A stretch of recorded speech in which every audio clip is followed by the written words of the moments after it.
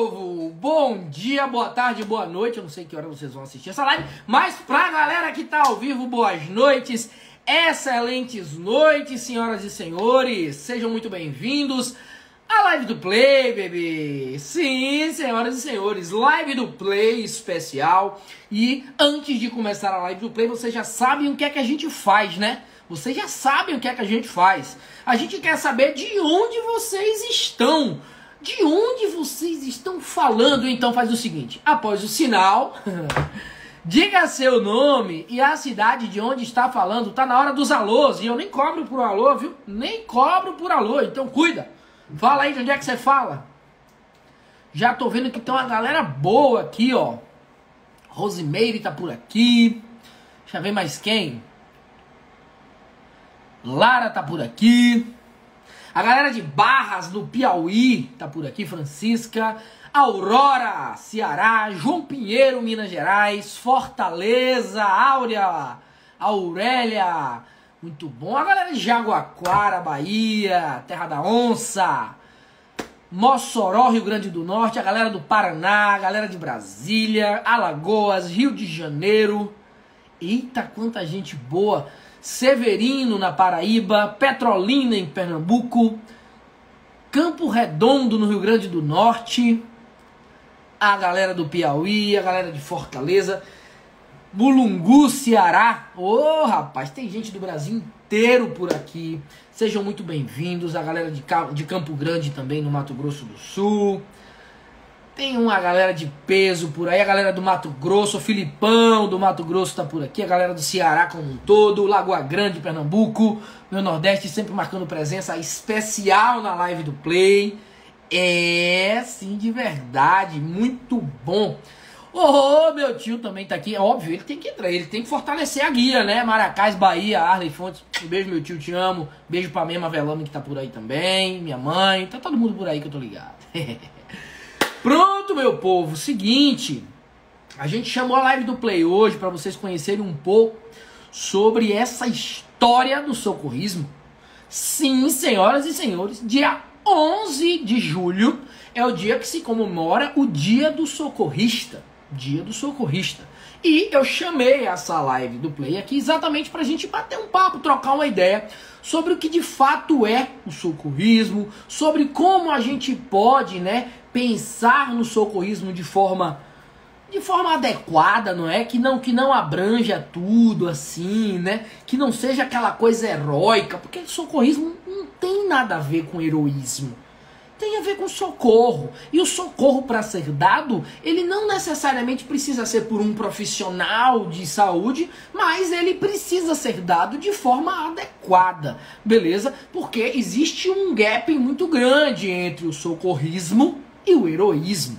Então é importante que a gente entenda algumas coisas, né? Consiga concatenar algumas diferenças e compreenda, né, o que é de fato esse socorrismo, o que é de fato ser um socorrista. E para isso, óbvio, evidentemente, vou utilizar qual história? A minha história. Eu fiquei devendo para vocês a minha história de vida dentro da emergência, a minha história de vida dentro da profissão. E tô aqui agora para contar para vocês sobre a minha história, um pouco da minha história dentro da profissão, dentro do socorrismo, dentro do contexto como um todo. E aí é interessante que tem gente que está em pontos, né, diferentes da história de vida, então você consegue encontrar pontos em comum entre a minha história, com toda certeza, entre a minha história e a sua história vão ter pontos em comum. Então é por isso que é tão interessante a gente bater papo aqui, né, discutir. E na live do Play, para quem tá chegando e não conhece a live do Play, saiba que, ó, os comentários não serão desativados justamente para você poder trocar informações comigo, trocar ideias comigo aqui, ó. Pronto.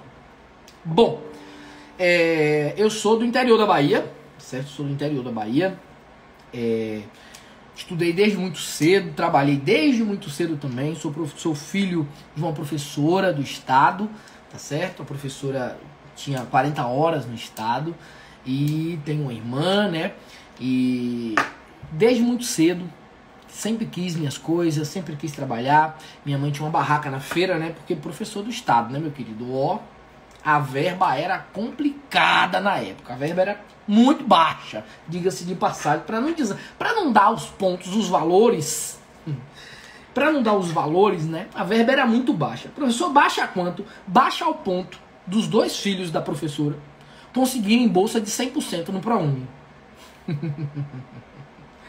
Para vocês terem uma ideia, o valor era tão baixo que os 2 filhos da professora, os 2 conseguiram bolsa de 100%. Porque o valor era uma coisa meio esquisita, um negócio estranho. Então, desde muito cedo fui muito estimulado e incentivado a estudar por minha mãe, que era professora. Foi minha professora, né? Quem teve a experiência de ter a mãe como professora sabe muito bem como é. Foi minha professora e exigia pra caramba de mim, mas eu só tenho a agradecer. E fui estudar muito cedo também num colégio interno, né? No Instituto Federal, aqui na Bahia, né? A gente chama de IFBA. E assim, tem Instituto Federal no Brasil inteiro, né? E desde muito pequeno, desde muito novo, aprendi o valor do trabalho muito cedo. Minha mãe trabalhava de segunda a sexta na escola, com 40 horas. E sábado, 5 da manhã, a gente acordava para colocar uma feira, para colocar uma barraca na feira lá da cidadezinha onde a gente morava, Lajedo do Tabocal, é do lado de Maracás. Minha família mora em Maracás, mas eu tenho grandes amigos, irmãos lá em Lajedo também. Morei minha infância inteira lá em Lajedo do Tabocal. Aí, 5 da manhã, cara, do sábado, minha mãe trabalhava de segunda a sexta, né? Eu estudava, e no sábado, ainda 5 da manhã, a gente acordava para colocar barraca na feira. E aí a barraca era pesada, né? Eu era muito pequeno, não conseguia, não tinha força para empurrar o carrinho, né? Para levar para feira. E aí tinha um senhor que ia lá na Seu Divá, um saudoso Seu Divá, e ia lá em casa buscar buscar a barraca de minha mãe. E aí acordava, tal, ia pra feira, arrumava a barraca. Depois que arrumava a barraca, tipo 6:30 da manhã, aí eu descia, ia pra debaixo da barraca e dormia até umas 8, mais ou menos, né? Dormia ali mais 1h30 debaixo da barraca ali, que minha mãe já tava vendendo, né? E eu ficava ali debaixo da barraca descansando um pouco mais, porque acordava muito cedo. E aí, isso desde que eu me entendo por gente, tá? A partir dos 3, 4 anos de idade já era mais ou menos isso aí. E ao longo do tempo a gente foi, né? E aí fui ficando um pouco mais velho, tal. E aí comecei a vender na barraca de minha mãe também, tal. Mas aí, né? O valor não entrava, não voltava, não tinha retorno. E aí com 10 anos de idade, um primo meu que trabalhava com uma barraca de relógios na mesma feira, assim, do outro lado da rua da feira, né? Um primo meu que trabalhava com barraca de relógios falou bem assim: você quer vir consertar relógio comigo, vender relógio comigo? Uma barraquinha pequenininha, só que, né, eu falei, pô, é aí, é pra aí que eu vou. 10 anos de idade, com 10 anos. E aí eu estudava durante a semana e no sábado eu saía com minha mãe 5 da manhã, minha mãe ia pra barraca dela e eu ia pra barraca de relógios do meu primo com 10 anos de idade já consertar relógio. Trabalhei dos 10 aos 13 anos nessa barraca de relógios, trabalhando. E até hoje eu ainda sei consertar relógios. Até hoje eu sei consertar relógios. Acreditem. Sei trocar pilha, sei trocar pino, sei tudo isso. Sei colar mostrador, tudo, absolutamente tudo. Sei inclusive trabalhar com relógio automático. Pense aí, ó, essa história aí vocês nunca ouviram por aqui. Então, desde os 10 anos de idade, que eu já trabalho fora de casa, né? Na feira, consertando relógios. E aí, cara, com 13 anos mais ou menos, eu decidi que ia estudar no colégio interno. Né? Uma escola agrotécnica federal de Santa Inês, uma cidade que tem no interior da Bahia também. E aí eu falei, não, vou estudar fora, vou estudar em Santa Inês, né? Uma escola agrotécnica, eu sempre gostei muito de roça, de fazenda, né? E eu falei, ó, é minha oportunidade de estar mais perto, né? Porque a escola agrotécnica, o colégio interno que eu estudei, era em uma fazenda. Então eu ia passar a semana inteira, de manhã, de tarde e de noite, eu era interno, na fazenda. Então pra mim tava excelente. E aí com 13 anos fiz a prova. Foi o primeiro concurso público que eu fiz na minha vida. Com 13 anos de idade eu fiz o concurso público e passei. Eu fui o 37º colocado na época. Tinham 150 vagas. Eu fui o 37º colocado na época. E aí, quando você estava na 8ª série, você ia para o primeiro ano nesse colégio interno. Nós fazia primeiro, segundo e terceiro ano nesse colégio interno. E aí, fiz o colégio interno, foram 3 anos, e aí voltava todo sábado para trabalhar, né? Sexta tarde eu voltava para trabalhar na barraca da feira. E assim foi, né, durante muito tempo. E aí eu tive o meu primeiro impacto de determinação. Primeiro ponto que me fez refletir, depois de um tempo, óbvio, que definitivamente eu tinha que ser determinado na minha vida.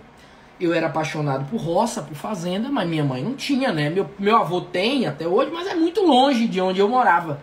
E eu queria um cavalo, cara. Não tinha fazenda, não tinha roça, não tinha uma posse para colocar o cavalo dentro, mas eu queria um cavalo. E com 13 anos de idade eu falei, eu quero um cavalo, minha mãe. Minha mãe falou, rapaz, eu não tenho dinheiro para te dar cavalo. Não vou te dar cavalo. Minha mãe, assembleana, né, crente, vai me dar um cavalo pra quê? Pra quê, cavalo? Você quer ir pra cavalgada, você quer ir pra festa de boi, de vaqueiro? Não vai não. Eu não vou lhe dar cavalo.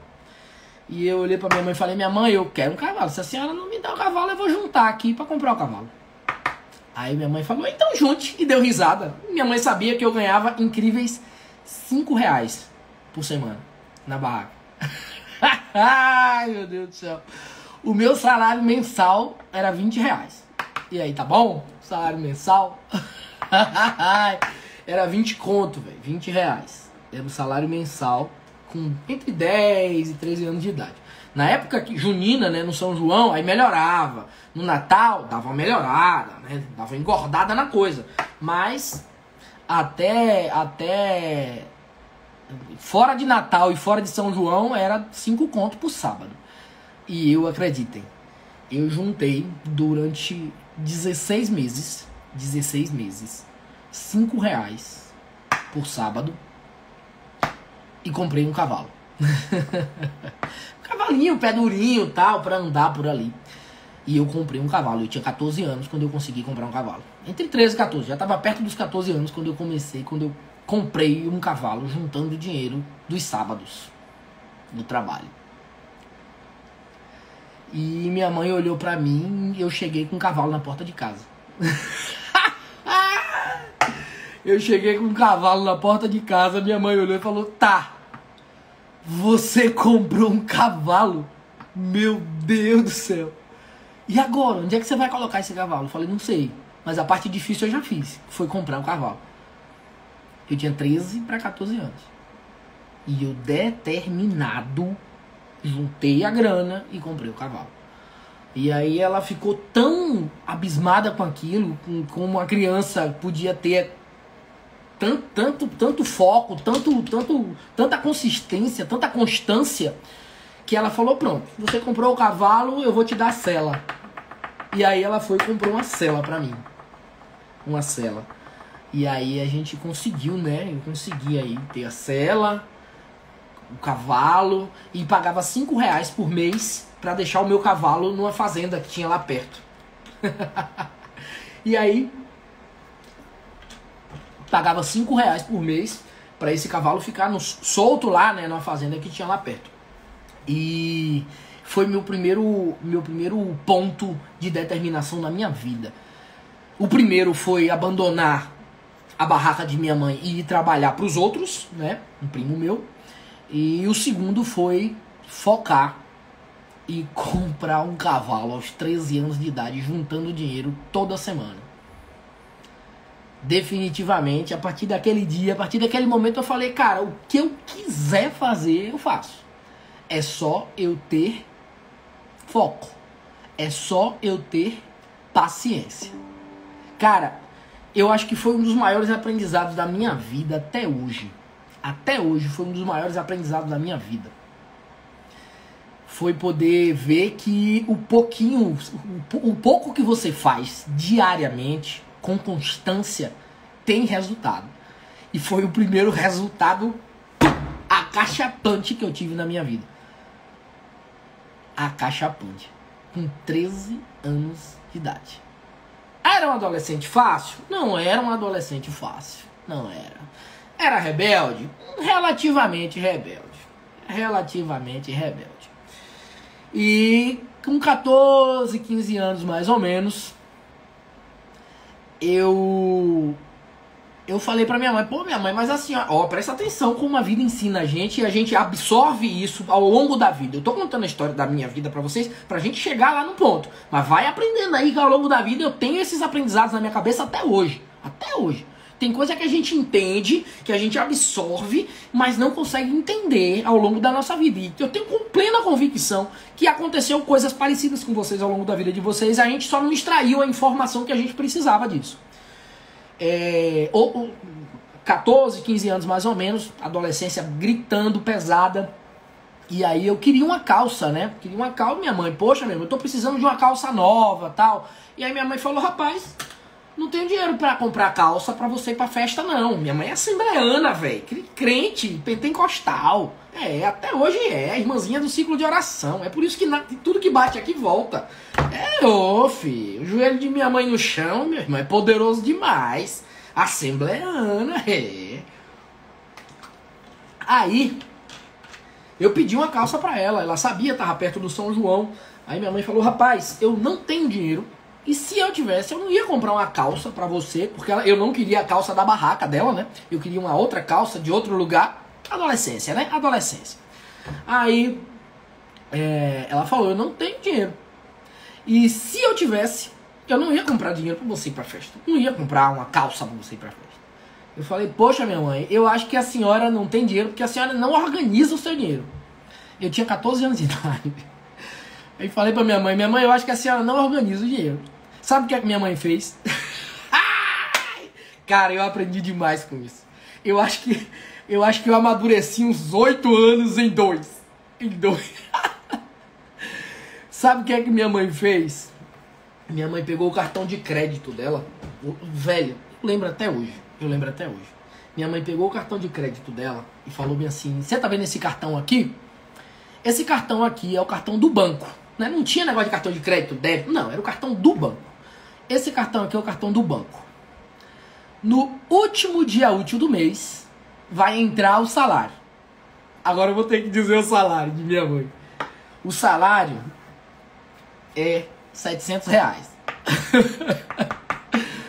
Na época era R$700 que minha mãe recebia como professora. O salário é R$700. Para sustentar a casa, você, sua irmã e pagar todas as contas. Tá bom? Você tem a farmácia para pagar, você tem a padaria, o açougue, tudo, tá bom?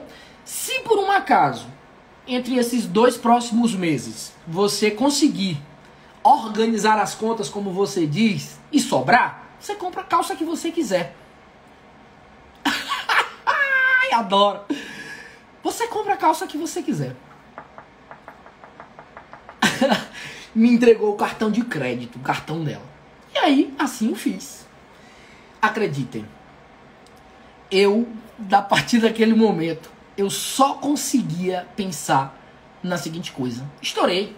Tô com um cartão, vai sobrar dinheiro, eu vou comprar o que eu quero, porque vai sobrar dinheiro, eu vou comprar o que eu quero. O que eu quero aqui, eu vou comprar calça, vou comprar um estribo novo pra parcela do cavalo, vou acabar com tudo. Ganhei. Agora eu sou o mantenedor. Ai, meu Deus do céu. E aí veio o segundo aprendizado mais encaixapante da minha vida. Ouça os seus pais. Ouça os seus pais. Escute o que sua mãe tem pra lhe dizer.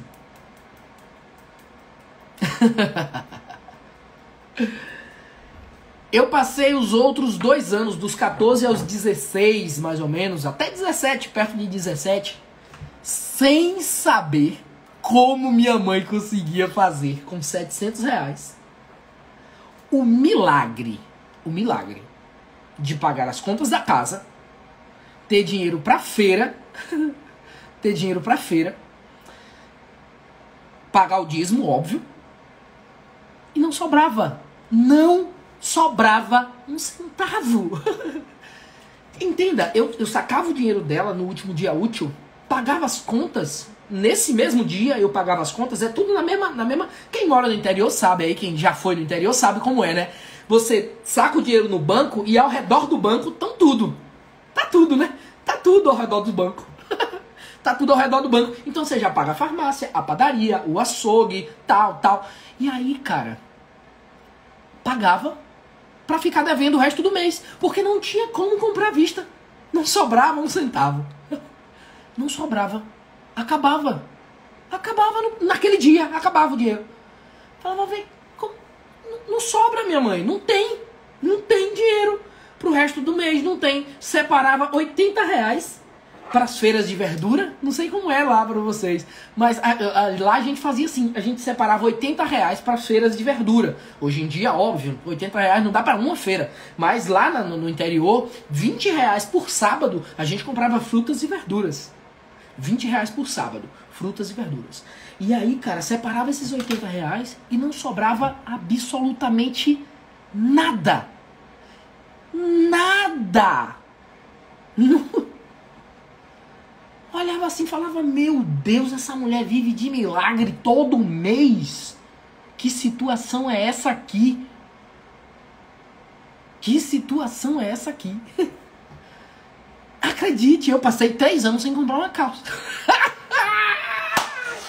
Eu fiquei 3 anos, enquanto eu estava sob o poder financeiro da casa, eu passei com a mesma calça. Não comprei calça nenhuma. Sabe quando foi que eu fui comprar uma calça? Ai, meu Deus, eu dou risada, mas é sério. Sabe quando foi que eu fui comprar uma calça? Quando eu juntei lá da barraca, juntei R$65 e comprei uma calça da Sawari. É, uma calça da Sawari, lógico, claro, debochadão. E aí, juntei, depois de muito tempo, tipo 2 anos e meio mais ou menos, comprei uma calça da Sawari por R$65. Mas eu não sabia o que é que aquilo... Até eu receber aquele cartão na minha mão, eu não tinha ideia do que a outra pessoa passava, não. Que era minha mãe. Não tinha ideia. Então, mais um aprendizado encachapante para a vida. Mais um aprendizado encachapante para a vida. Não, de forma nenhuma, julgue a vida do outro. Não julgue o fardo alheio. Carregue o seu fardo sem passar por cima de ninguém. Faça o seu para você ser por você. Não coloque a sua felicidade, como no meu caso, eu colocando a felicidade de uma calça nova no fardo de minha mãe, sendo que ela não tinha como pagar nem as contas. Então, a única pessoa responsável pela sua felicidade, pelo que você quer conquistar, é você. É você. E não outra pessoa. Não seus pais. Mas sempre escute o que seu pai e sua mãe têm para dizer. Sempre escute. Sempre escute o que o seu pai e a sua mãe têm para lhe dizer. Porque essa galera aí, pai e mãe, passa um perrengue para conseguir colocar a gente na onde a gente tá. E quando eu olho para trás, vejo a minha trajetória, vejo o que eu já construí na minha vida, eu vejo o quanto minha mãe ralou para isso, cara. Minha mãe e meu pai. Mas muito mais minha mãe, que ficava mais presente ali. Meu pai viajava muito e tal. Então, assim, muito, mas muito complexo, cara. Muito complexo. Então, se você tem um ponto a iniciar na sua vida, não coloque o fardo da sua felicidade no outro. Não coloque o fardo das suas metas, das suas conquistas no outro. Não coloque. Definitivamente. Parei nos 17 anos. De 16 para 17 anos eu parei de ter a responsabilidade das contas da casa. Por que parou, professor? Parei porque com 16 para 17 anos eu vim para Salvador. Eu tava... pega o bizu! Pega o bizu! Ai! Essa é boa também. Eu estava no colégio interno, né? Cara, Instituto Federal. Surreal de bom o aprendizado. Surreal de bom o aprendizado. Instituto Federal.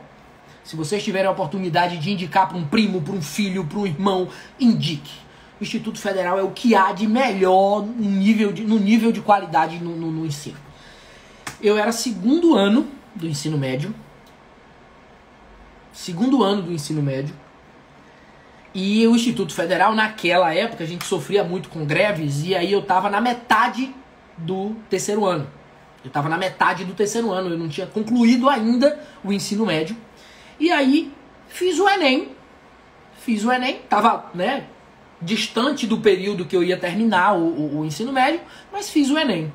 Fiz o Enem e anotem aí a minha pontuação na época, tá, gente? Na época, anotem aí a minha pontuação, 2006. Tempo, hein? Tempo. 2006.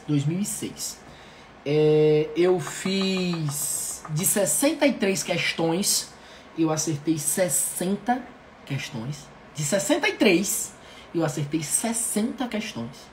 E na redação, que valia 100%, eu fiz 91% na redação.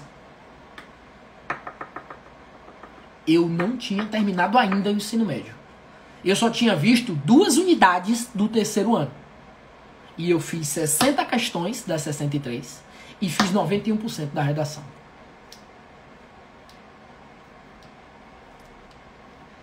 Eu arrasei na prova do Enem. E aí, como eu fui muito bem na prova, eu falei, ué, vamos colocar aí no ProUni, né, só por desencargo de consciência. Só por desencargo de consciência. Mas como foi que essa nota chegou? Foi do nada? Foi por poderes especiais? Não. Confissões de um adolescente. Não é que ia mais não, acredite. Confissões de um adolescente. Eu odiava estudar depois do expediente de estudo. Eu odiava ter que revisar. Ana Lu tá perguntando, e o cavalo? Ana Lu, fui pra muita vaquejada, muita cavalgada, muita argolinha, muita cavalgada, mas muita mesmo cavalgada com cavalo. Fiquei 3 anos com cavalo, e quando eu completei 18 anos eu vendi o cavalo, porque eu já não tinha mais tempo, eu tava em Salvador já, e aí não tinha mais como ficar indo e voltando. Não tinha como, viu? E aí eu vendi o cavalo. Mas vendi o cavalo lindo, gordão, maravilhoso. Vendi com sela, com tudo. Porque eu já não tinha mais como. Mas a minha paixão continua, tá? A minha paixão continua. Tá aqui, ó, o cavalão. Então, ó. E aí, cara, eu odiava estudar fora da sala de aula. Pra mim, eu tinha que estudar na sala de aula pra não precisar estudar depois. Pra não precisar estudar depois. Então, o que é que eu fazia? Que eu até hoje levo para minha vida esse outro aprendizado. Otimização do tempo. Se eu estava em sala de aula para estudar, eu estudava em sala de aula. Eu sentava na frente e focava. Focava mesmo. Focava. E entendia tudo, perguntava tudo, anotava tudo, fazia fluxograma, velho. Ligava os pontinhos, as setinhas. Eu tenho caderno até hoje lá na casa da minha mãe disso. Eu fazia setinhas. Sabe pra quê? Pra não precisar estudar depois. Porque eu não gostava. Não gostava de estudar depois. Eu queria fazer outras coisas, não estudar. E aí, cara, eu entendi naquele momento coisas que eu até hoje levo pra minha vida. Se eu tenho 20 minutos pra estudar, eu vou estudar esses 20 minutos. Eu tenho meia hora pra ler um artigo, eu vou ler o artigo. Isso é otimização de tempo, velho. É você não querer fazer milhares de coisas ao mesmo tempo e não fazer nada, ou fazer tudo mal feito. Então eu falava, se eu não quero estudar depois, se eu não quero ter mais tempo para estudar, eu preciso estudar no momento que eu sou obrigado a estudar o melhor estudo possível. E assim eu fiz. E assim eu faço até hoje. Assim eu faço até hoje. Quando eu pego uma coisa para fazer, eu faço a coisa. Faço a coisa. Sacou? Então é muito importante que a gente tenha foco, direcionamento. E isso até hoje eu levo na minha vida. Beleza? Fui muito bem no Enem. Muito bem no Enem. E aí, coloca aí qualquer coisa. Não, vamos colocar no ProUni, vamos se inscrever no ProUni. Vamos se inscrever no ProUni. Mas eu não posso, se eu ganhar bolsa ou não ganhar, não vou ser chamado, porque eu não terminei o terceiro ano ainda. Não terminei o terceiro ano ainda. Então não vão me chamar. Não vão me chamar. Beleza, mas coloca aí qualquer coisa. Aí a colega que estava lá fazendo, estava na frente do computador, falou, coloca aqui curso. Aí eu coloquei e falei assim, rapaz, coloca alguma coisa que lide com bicho aí. No que é que eu pensei? Olha, agora eu tô contando pra vocês como foi que eu entrei na enfermagem. Se liga, se liga. Aí eu falei, coloca uma coisa que lide com bicho aí, ou com terra. Aí ela olhou a relação de cursos. Falou, ó, não tem vet, não tem veterinária, não tem agroindústria, não tem zootecnia. Aqui na Bahia tem direito, enfermagem e tinha nutrição. Eram os cursos que tinha assim na Bahia, na época, à disposição ali. Aí eu falei, coloca um que lide com bicho. Aí a colega deu risada e falou bem assim, vou colocar que lide com bicho gente. E me inscreveu em enfermagem. E me inscreveu em enfermagem. Em 2 faculdades aqui de Salvador. Me inscreveu em enfermagem. Depois de uns 40 dias sai o resultado.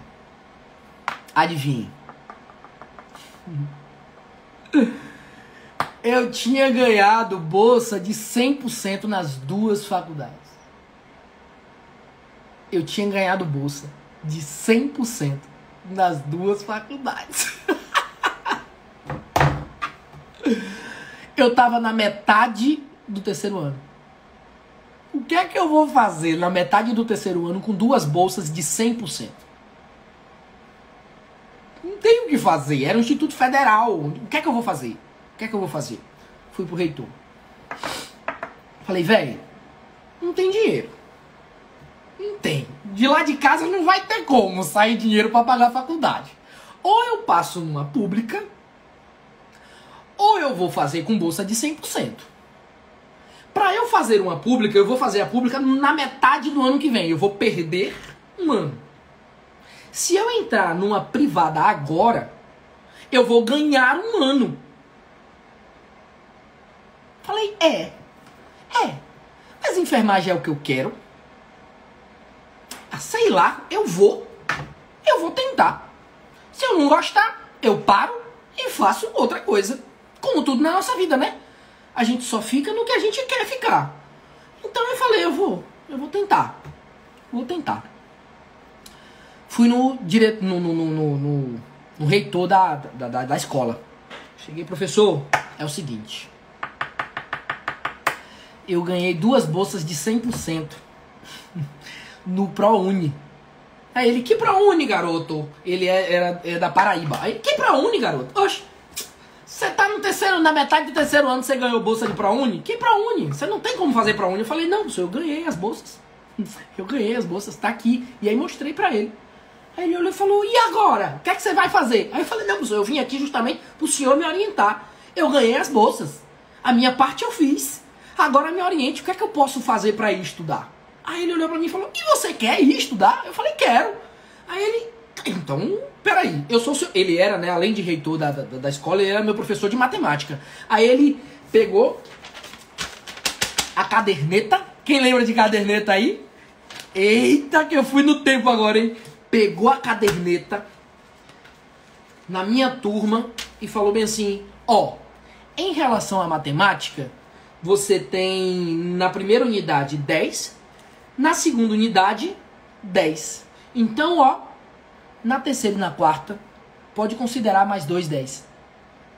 Eu consigo te entregar. Eu falei, o quê? É, professor? É, vou correr atrás dos outros professores. Corri atrás dos outros professores. Só que era uma escola técnica, gente. Era uma escola técnica. Eu tinha que ter a nota dos professores do ensino médio e dos professores do técnico. Eram 18 matérias, gente. 18 matérias. 18 matérias. E o reitor me deu 2 10 na terceira e na quarta unidade para me entregar o histórico escolar. Diploma ele não ia ter como me entregar, certificado ele não teria como. 18 matérias. 18. Aí, fui atrás dos 17 professores faltantes. Fui em todos os professores. A unanimidade foi: Mila, a gente vai te dar nota para você ir, porque você presta atenção em todas as aulas. A gente nunca precisou chamar sua atenção, você senta na frente e tira todas as dúvidas, você ajuda a gente quando a gente precisa, você é um cara que nunca foi pego colando. Então, assim, não tem como negar isso a você, sendo que você ganhou uma bolsa e pode ser a sua oportunidade de fazer faculdade. Olha como a vida devolve o teu foco. Naquela hora eu falei, cara, se eu fosse um mangueado,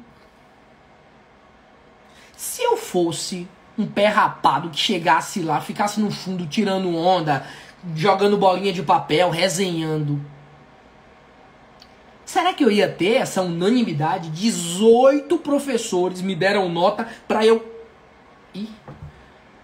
18. Eu lembro que 2 professores fizeram, né, uma resenha lá. Eu não vou dar nota não. Eu não vou dar nota não, porque ele é muito metido a besta. Eu não vou dar nota não. Ele quer sair na segunda unidade só porque ele ganhou bolsa. Eu não vou dar nota não. Aí o professor de física foi lá, conversou com eles. Rapaz, dê a nota ao menino, rapaz. Não atrasa o lado do menino não, que esse menino vem matar vocês depois. E que não sei o quê, papapá.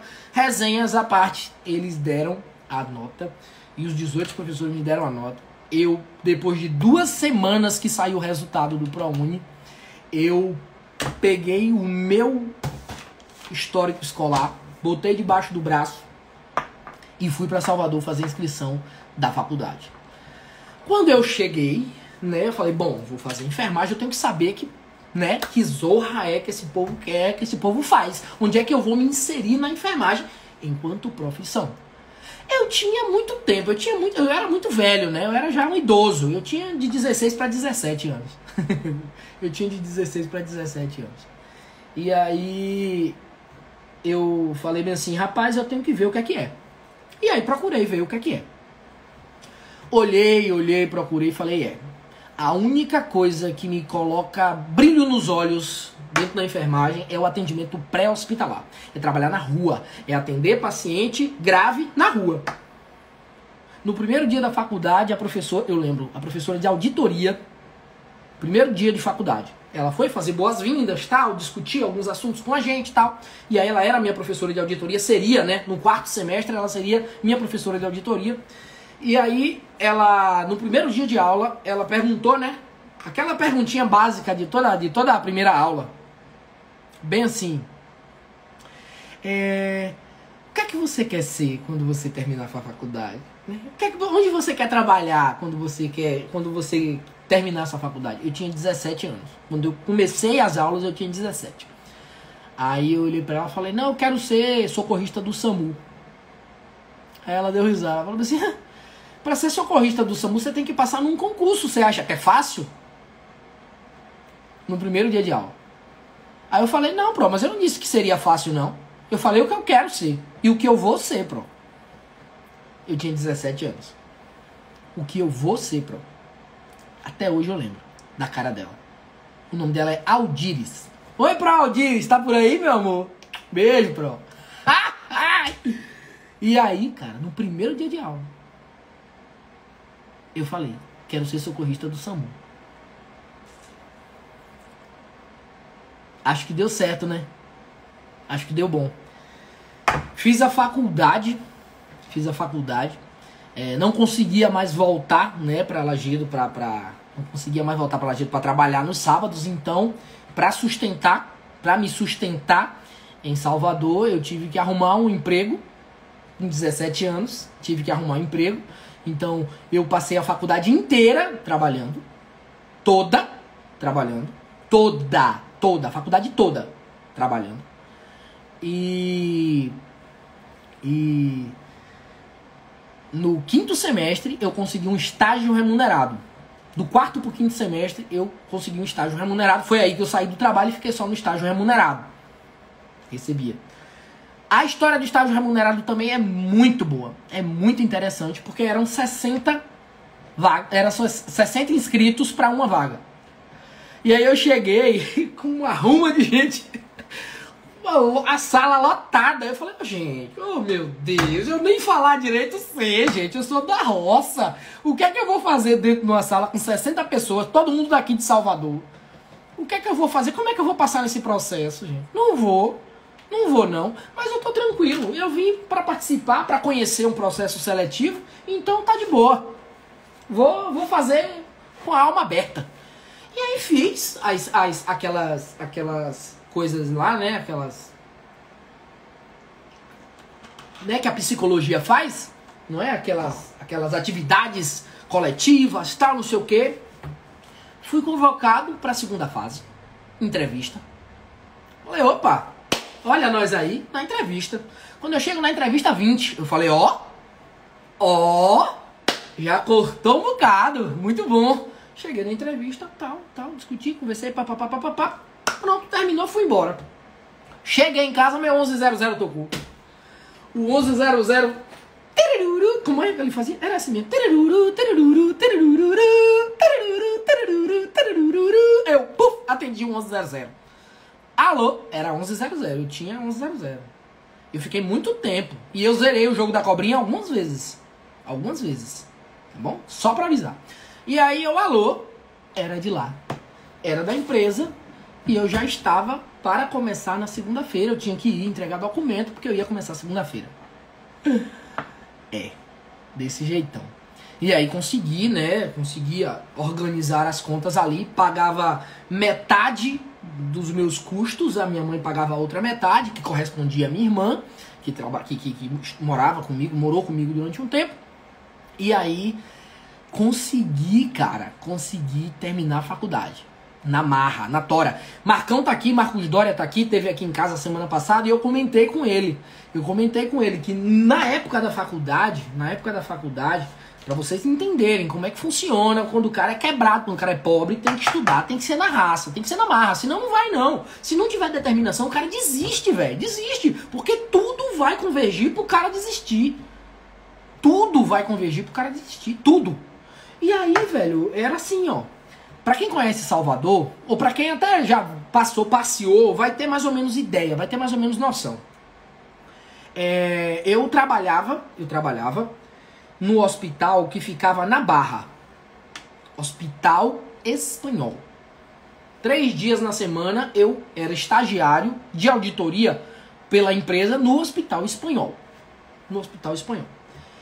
E a minha faculdade, nos 5 primeiros semestres, 4, 5 primeiros semestres, era no comércio.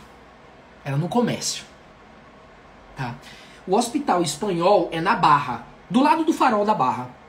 E o comércio fica a mais ou menos uns 4,5 km de lá. Aí eu tinha que escolher. Ou eu ia para a faculdade de ônibus,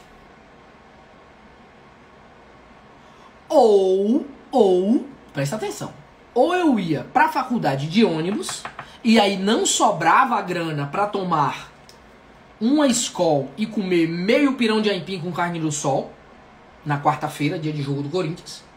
Quarta-feira era o dia da descompressão. Jogo do Corinthians, eu tomava uma cerveja e comia meio pirão de aipim. A conta dava 15 reais. Se desse mais de 15 já era, eu não conseguia. Tinha que dar 15. Não podia tomar 2 cervejas não. Empolgar nunca. Aí eu escolhia. Ou eu fazia minha quarta da descompressão, ou eu andava da Barra até o comércio, 4,5 km, do hospital até a faculdade.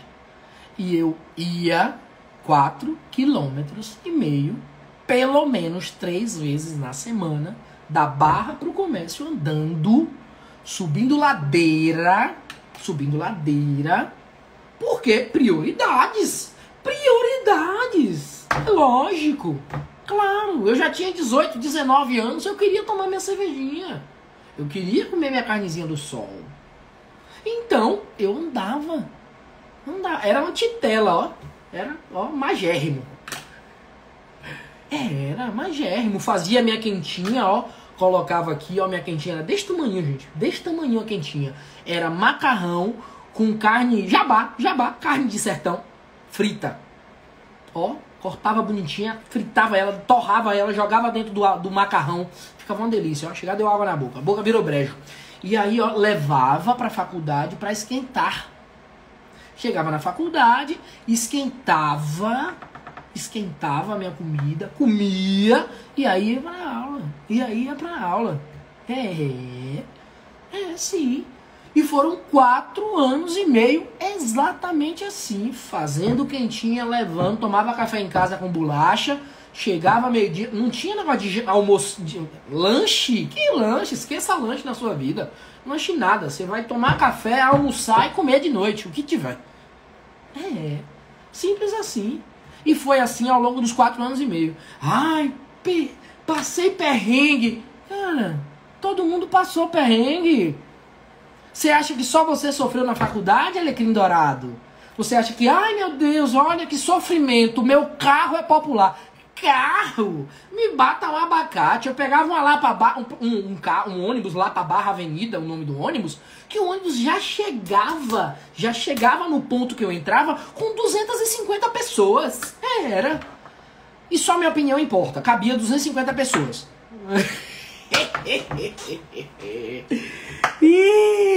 Só que sabe o que era diferente? Eu sabia que aquilo ali era o processo. Eu sabia que aquilo ali fazia parte do processo. Para eu ser socorrista, para eu ser profissional do SAMU, eu precisava passar por aquilo. Eu precisava passar por aquilo. Fazia parte do processo. Então não era reclamar, era viver aquilo, extrair daquilo tudo que eu podia aprender. Tudo que eu podia aprender.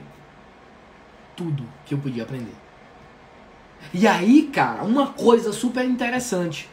Hoje em dia eu ainda encontro com pessoas, eu ainda encontro com colegas daquela época que eram profissionais já de saúde e tal, nos hospitais e tal, já trabalhavam como profissionais de saúde, eu era estagiário. E até hoje eu ainda me conecto com pessoas daquela época. Até hoje eu ainda me conecto com pessoas daquela época. Essa semana eu ouvi um colega chegou pra mim e disse, cara, tal enfermeira falou que você foi estagiário lá no hospital dela. Disse que você era completamente diferenciado, que você tinha foco, que você chegava e queria fazer. Você pedia pra fazer, pedia ajuda. E outra, não pedia pra fazer só a atribuição do enfermeiro, não. Você queria aprender o que todo mundo fazia.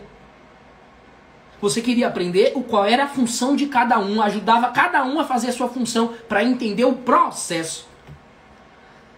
E quando o colega me falou isso, essa semana, eu travei e falei, ó, mais um aprendizado que a minha vida me deu ao longo da minha história.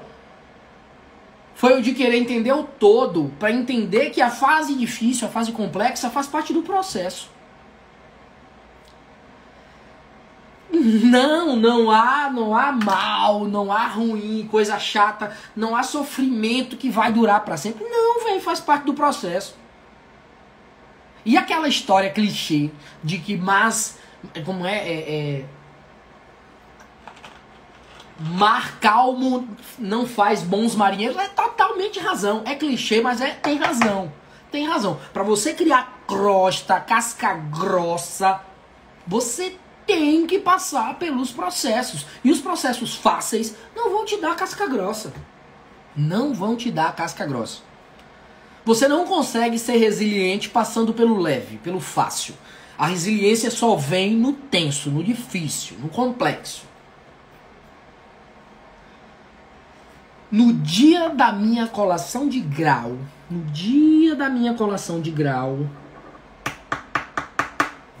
eu saí de um hospital de manhã e já estava trabalhando como enfermeiro. Já estava trabalhando para uma empresa como enfermeiro. Saí de um hospital de manhã, fui em outro hospital fazer auditoria de tarde, saí desse hospital 5 da tarde, passei em casa, tomei um banho, peguei a beca e fui para a colação de grau. no dia da minha colação de grau, eu já tinha trabalhado em 2 lugares. Aí eu pergunto a vocês, será que todo o foco e determinação que a gente tem ao longo da nossa vida, será que aquele menino de 13 anos que comprou um cavalo não estava presente no dia da colação do 1000 grau?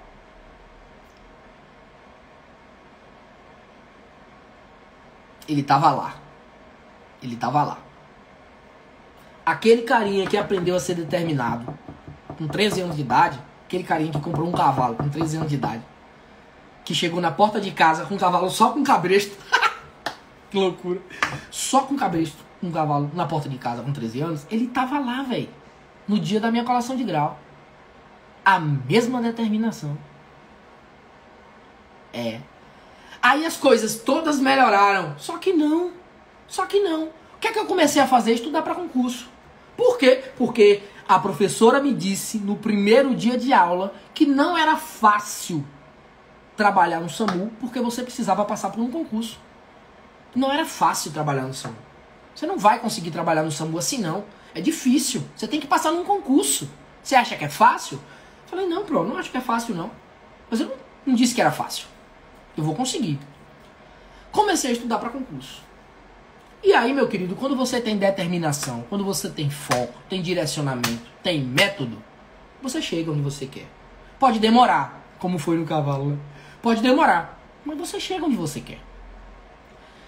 Passei 8 meses da minha vida estudando de domingo a domingo, 2 horas por dia.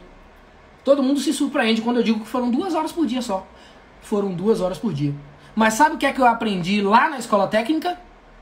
Que quando eu estivesse estudando, eu estaria estudando.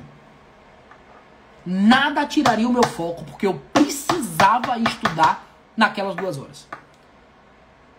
Ah, você não estudava 6, 8 horas por dia, não? Não. Não estudava 6, 8 horas por dia, porque eu trabalhava em 2 lugares. Não tinha como estudar 6, 8 horas por dia. Não tinha como. Eu tinha que dormir pra acordar e trabalhar, ou eu tinha que ir trabalhar e voltar pra casa pra dormir. Trabalhava em 2 lugares. Então eu estudava 2 horas por dia, de domingo a domingo. 2 horas por dia, de domingo a domingo. Fazia chuva, fazia sol. Era São João, Carnaval, Semana Santa, caralho. 2 horas por dia. 2 horas por dia. Focado. Direcionado. Show. Com 8 meses, fiz o primeiro concurso. Passei. Fiz o segundo. Passei. O terceiro concurso era o do SAMU. O terceiro concurso era o do SAMU. Aí as pernas, ó, ficou bamba. Falei, eita, pega. Agora que deu, o SAMU abriu inscrição, eu já fiz a inscrição, eu já tô estudando e é pra lá que vai, uma vaga minha. Uma vaga minha. 138 vagas? Não. Vou fazer e metade vai pra UPA, metade vai pro SAMU, vou fazer e vou entrar no SAMU. Vou fazer e vou entrar no SAMU. Quando saiu a relação de candidatos, em 2010, quando saiu a relação de candidatos, eram 8.830 candidatos para 130 e poucas vagas. 8.830 candidatos para 100 e poucas vagas. 128 vagas. Aí eu falei, eu só preciso de uma vaga, mas tá tenso o negócio. Gente do Brasil inteiro. Foi o concurso mais disputado do ano no país. Porque há muito tempo atrás o salário era super atrativo. Era super bacana o salário. Então, era super atrativo. E aí todo mundo veio para Salvador fazer. Até hoje, inclusive, eu tenho diversos colegas do Ceará, colegas do Piauí, colegas do Espírito Santo, colegas de Minas, do Brasil inteiro. Do Brasil inteiro. Por quê? Porque na época do concurso vieram fazer e passaram. E aí vieram pra cá. Beleza? E aí, cara, eu passei no concurso do SAMU. Eu passei, eu fui o sexto colocado no concurso com 8.830 pessoas. Eu fui o sexto colocado.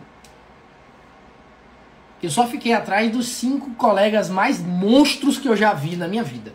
E, de fato, os colegas muito bons. Muito bons. A galera que tava do 5 pra cima, meu pai amado. Eram super inteligentes. Super inteligentes. São até hoje, óbvio. Eu conheço todos eles. Eu fui o sexto colocado. Mas aí vem o segundo problema, né? Você passou num concurso, bebê. E agora título pra colocar? Eu não tinha título. Eu tava na pós-graduação. Eu estava ali, ó. Na pós-graduação ainda. Remando ali na pós. Então eu não tinha título pra colocar. Eu falei, ferrou. Eu vou cair isso aqui muito pra baixo. Vou cair muito. Me ferrei. Vou cair muito. Do concurso, de modo geral, eu errei, eu acho que 5 questões. Fechei a redação. 100% na redação. E aí a galera, pô, ele é muito bom em redação, né? 91% no Enem, 100% agora é. Adivinha do que minha mãe é professora? Adivinha quem pegava no meu pé? Minha mãe foi minha professora de português e redação. É. Um determinado, né? Um predestinado, né? Um predestinado pela mãe a ser bom em redação por minha mãe. Me forçava. Bora, melhore. A sua não tá boa não. Vá, faça de novo. É, desse jeito. Então, eu fiz o concurso e esperei o resultado da prova de título. Só que eu fui tão bem na prova, tão bem na redação, que quando saiu o resultado final, eu caí de sexto para 11º. A maioria dos colegas que colocou título entrou, né? Quem tinha muito boa pontuação na prova e na redação ficou na minha frente. E uma colega, que até hoje eu não perdoo ela, entrou porque ela tinha alguns meses a mais que eu. Ela só entrou porque ela tinha tipo 4 meses a mais que eu. Eu até hoje resenho com ela. Eu falo, véi, você roubou o meu 10º lugar. Você sabe disso? Porque você nasceu 4 meses antes. Você era mais velha. E aí você roubou o meu 10º lugar. E aí, cara, foi mais um ano pra chamar. E lembra dos 2 empregos que eu tinha? Os 2 me demitiram. E adivinha por que me demitiram? Me demitiram porque eu passei em concurso. Ah, que legal. Você já viu uma demissão dessa? Ó, você passou num concurso, eu vou lhe demitir, tá? Porque a sua prioridade não é mais aqui.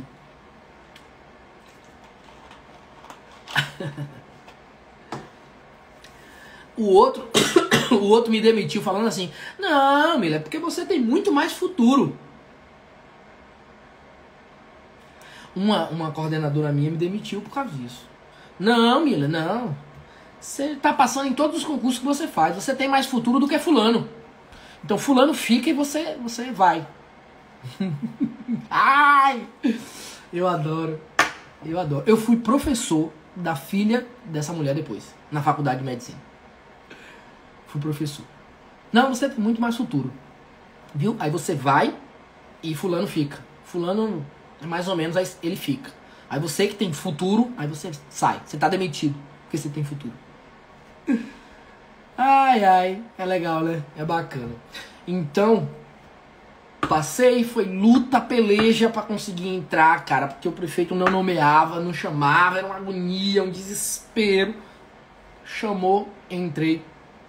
Estamos aqui há 12 anos, trabalhando com o que eu me propus a trabalhar. Sou um entusiasta da docência em urgência e emergência. Gosto demais da profissão socorrista. Gosto demais do conceito, na verdade, de socorrismo, tá certo? Não é uma profissão, é um ato, tá certo? É um conceito, mas não é profissão.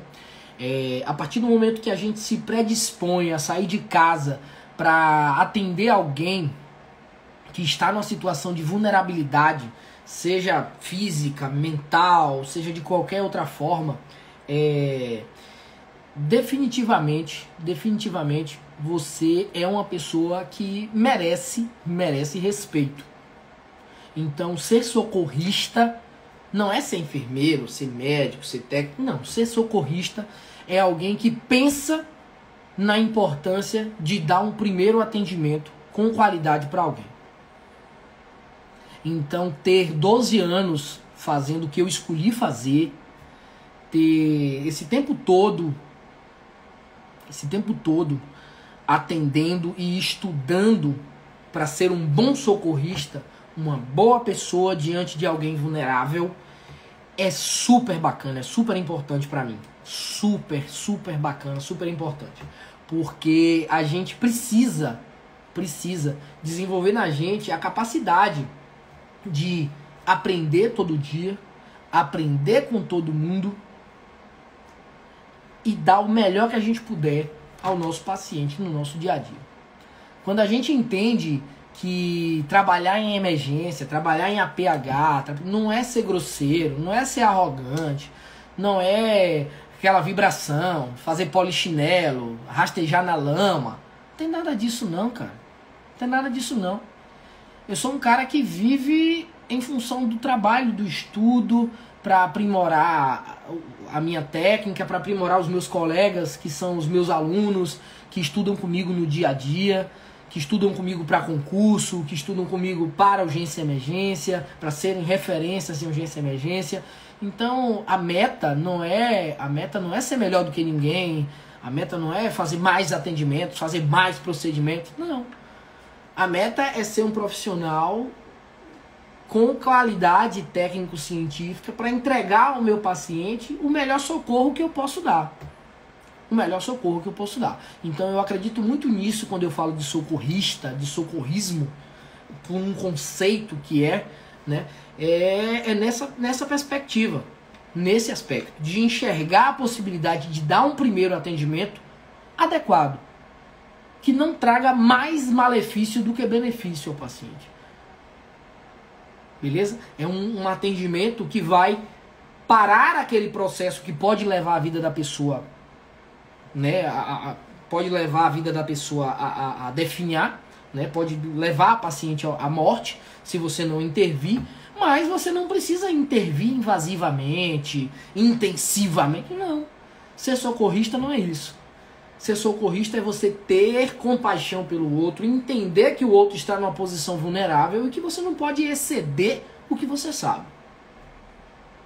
Mas você pode fazer pelo outro o que aquela outra pessoa pode fazer por você. Então, nesse 11 de julho, a gente pensa exatamente assim. A gente pensa que ser socorrista é entender a responsabilidade de dar o primeiro atendimento de forma adequada. Beleza? É entender isso. É compreender isso. Então, a partir do momento que você diz, eu quero ser socorrista, você tem que entender o que é que significa isso. E não é aprender procedimento invasivo, não é querer fazer, eu quero aprender a, sei lá, pranchar, aprender a isso, aprender aquilo. Cara, ser socorrista não é isso. Ser socorrista é entender o que você pode fazer pelo outro no momento de vulnerabilidade a partir do que o outro está apresentando. Beleza? Que bom. Quero saber de vocês, vocês gostaram da live? Vamos lá, vamos lá. Dia do socorrista, vamos lá fazer uma foto boa aqui, bora? Fazer uma foto legal. Aí. Vamos fazer uma fotinha legal pro dia do socorrista? Faz o print aí e me marca. Faz o print aí e me marca.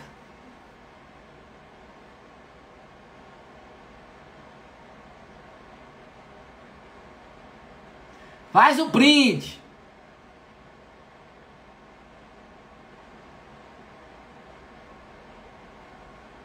Aê, meu povo. Muito bem, muito bem.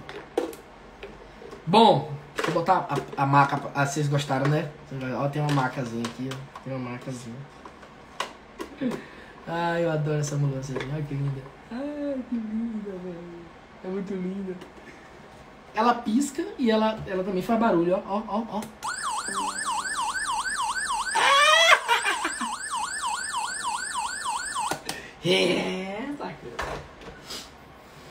Era isso, meu povo. Eu espero que vocês tenham gostado, tá bom? A nossa live do Play hoje foi mais uma live do Play para inspirar vocês, para vocês entenderem também um pouquinho da minha história, tá bom? Espero que vocês tenham gostado.